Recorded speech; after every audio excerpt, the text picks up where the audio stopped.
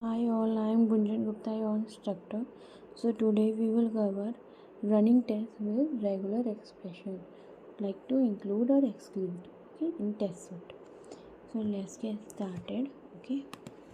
So we have here 1, 2, 3, 4, okay, 4, 5. 5 tests we have, and we want to include only the test cases which method name start with mobile. Okay, then we have to put dot and asterisk so that can only execute.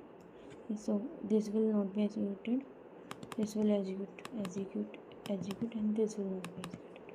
So 3 will execute. Let's see. Run for the mobile are executed.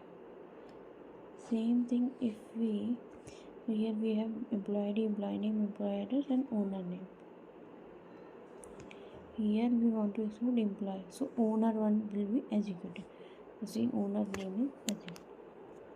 So like this you have to do.